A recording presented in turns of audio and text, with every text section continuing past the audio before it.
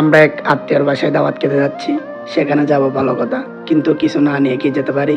তাই কিছু নিলাম, ফল ফ্রুট এবং মিষ্টি, নিমকি, হাজা, জিলাপি। 5 minutes later.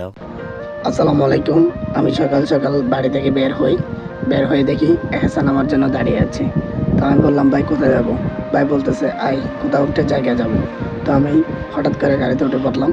উঠে যেতে যেতে বলতেছে, ভাই কোথায় যাচ্ছি? বলতেছে, একটা কাজে যাচ্ছি। কই যাচ্ছি, কোথায় যাচ্ছি সেটা আমাকে এখনো বলে নাই। তো আমরা দেখতে পাচ্ছি চৌরাপাড়া দিয়ে চমনি পর্যন্ত আসলাম এবং আস্তে আস্তে বলতেছি, ভাই কোথায় যাচ্ছি সেটা একটু বলেন। সে বলতেছে, বলবো, দাঁড়া একটু করে কিছু নিই। আমি বলতেছি, কি নিবেন? বলতেছে, নাস্তা নিব। কিছু কমলা নেওয়ার জন্য কমলার দোকানে যেতে বলে। আমি যাই। তো দোকানদার ভাইটা বলতেছে, ভাই আমি আপনার ভিডিওগুলো প্রতিদিন দেখি, আমার অনেক ভালো লাগে। ভাই এরকম ভক্ত দেখে আসলে সত্যি অনেক ভালো লাগছে। এই ছোটখাটো ভিডিওর মধ্যে আমি আপনাদের মন জয় করে নিতে পারছি, এইতে আমার অনেক কিছু। তো সেখান থেকে নিলাম, নেওয়ার পরে সোজা চলে গেলাম পেকুয়া বাজার থেকে কিছু মিষ্টি নিলাম, জিলাপি নিলাম, নিমকি নিলাম। নেওয়ার পরে সোজা চলে যাচ্ছে আমাদের গন্তব্য কোথায়, কি কোথায় যাচ্ছি সেটা আমি এখনো জানি না, আমি গিয়েই বলতে পারবো। তো হাসানকে আমি বারবার বললাম, ভাই কোথায় যাচ্ছি সেটা একটু বলেন। হাসান বলে, কোথায় যাচ্ছি সেটা গেলেই দেখতে পারবি। তো আমি যেতে যেতে একটা সৌন্দর্য মুহূর্ত দেখি। একটু পরে আমরা দাঁড়ার পরে দাঁড়িয়ে আছি, কারোর জন্য অপেক্ষা করতেছি মনে হচ্ছে, কিন্তু অনেকক্ষণ দাঁড়িয়ে থাকার পরে আবার বলতেছি, আমি এখানকার সৌন্দর্যগুলো দেখবো। আমাদের থেকে যখন অপেক্ষা করতে হচ্ছে, তাহলে আমরা কি করব? বসে আছি অনেকক্ষণ, বসে থাকার পরে তো আমি বলি, কিছু একটা দেখবো এখানকার। তো দেখার জন্য চলে গেলাম সোজা একটা নদীর পারে একটা সেতু দেখতে পেলাম। সেই সেতুটা আগেরকার মানুষ বেশি ইউজ করতো, বাঁশের সেতু। তো আমরা দেখতে দেখতে চলে যাচ্ছি রাজাখালীর উদ্দেশ্যে। একেবারে রাজাখালী পয়জিনিসা উচ্চ বিদ্যালয়। যারা যারা চেনেন, ওখানকার যারা যারা আছেন, আপনারা ভিডিওটি দেখলে অবশ্যই একটা কমেন্ট করবেন। একটা কমেন্ট করে জায়গাটা সুন্দর বা ওখানকার এলাকা কিরকম একটু কমেন্ট করে জানাবেন। সৌন্দর্য দেখতে দেখতে চলে যাচ্ছি। চলে যাওয়ার সময় আর একটা জায়গায় আমরা বসে আছি, কিন্তু আমিও জিজ্ঞেস করলাম কি জন্য বসে আছি। তো আমাকে বলতেছে দুলাভাইদের জন্য। দেখতে দেখতে একটা বাসায় চলে আসলাম। সেখানে এসে কিছু নাস্তা দিল, নাস্তা খেলাম। সাথে সামনে দেখতে পাচ্ছেন ভাত রেডি করতেছে। ও আচ্ছা, আমরা তাহলে দাওয়াত খেতে আসলাম।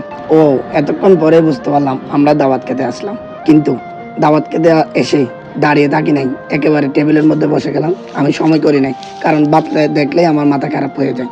কারণ আমি সবসময় ভাতই পছন্দ করি। তাই টেবিলে বসে পড়লাম। বসে পড়ার পরে সবাইকে একটু ফুটেজ দিলাম, আপনাদেরকেও দেখালাম। সবাই ছিল ওখানকার, সবাই খাইতে শুরু করতেছে। আমি বললাম, এত তাড়াতাড়ি খেতে হবে না, আস্তে আস্তে খাবো, আমাদের সময় দিবি। কারণ যেহেতু আমরা মেহমান, আমরা আসছি দাওয়াত খেতে, আমরা স্পেশাল মেহমান। ওদেরকে এরকম করে একটা উৎসাহিত দিলাম এবং সবাই আমাদেরকে দেখতেছে, আমাদের জন্য জিনিস নিয়ে আসতেছে। শুধু আমরাই প্রথম মনে হয়, আমরাই বসতেছি, আর কেউ বসতেছে না।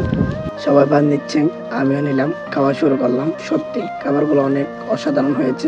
আমি কথা বলতেছি, ভাই সবসময় যা দিবেন আমার দিকে দিবেন, কারণ আমি একটু বেশি খাই, তাই বললাম। সাথে আমাদের পাশে ছিল আমাদের ফ্যামিলির সদস্যগুলা, সবাই একসাথে বসছিলাম। আমরা খাওয়া দাওয়া শেষ করে উঠে গেলাম। উঠে যাওয়ার পর একটা রুমে গিয়ে বসি। তখন আমার সামনে চলে আসে আলম ভাইয়া এবং মনের মামার মেয়ে। ওরা কথা বলতেছেন, আমি ওদের ফুটেজ নিলাম এবং সবাই সামনে শহীদ মামা চলে আসলো। ভাইয়া, এদের পরিবেশ আমার তো জ্ঞান লাগে।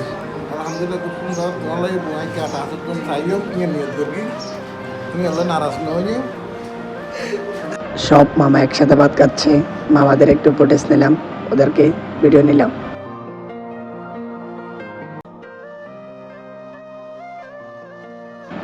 ছাদের উপর উঠলাম, ছাদের 4-5টা একটু ভিডিও নিলাম। তারপরে হাসানের অনুভূতি জিজ্ঞেস করলাম। ভাইয়া, আপনার অনুভূতি কিরকম? এখানকার পরিবেশ কেমন? হ্যাঁ, এখানকার পরিবেশ কেমন? তো আছে মোটামুটি বল।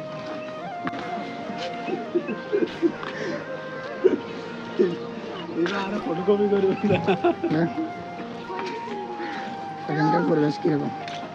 পরিবেশ তো ভালোই। তোমার নাম কি? তোমার নাম তানিয়া? আসসালামু আলাইকুম। ভাই, আপনার অনুভূতি কিরকম আজকে যে আপনার ছেলের শ্বশুর বাড়িতে আসলেন, আপনার অনুভূতি কিরকম? আমার তো এই জন্য তো এখন তো কিছুতে বলা যাচ্ছে না, অনেক মেহমান আসতেছে, এরা খায়া কি স্বাদ হয়েছে নাকি।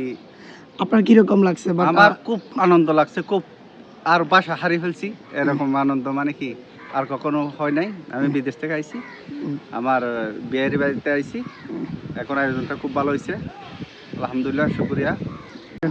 আপনার অনুভূতি কিরকম? অনুভূতি ফাইন, এখানকার পরিবেশ কেমন লাগছে আপনার থেকে?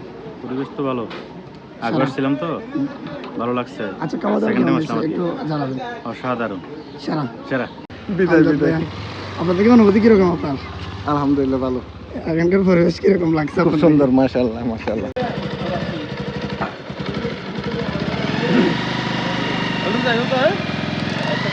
ওকে, আল্লাহ হাফেজ ভাই, আবার দেখা হবে ইনশাআল্লাহ।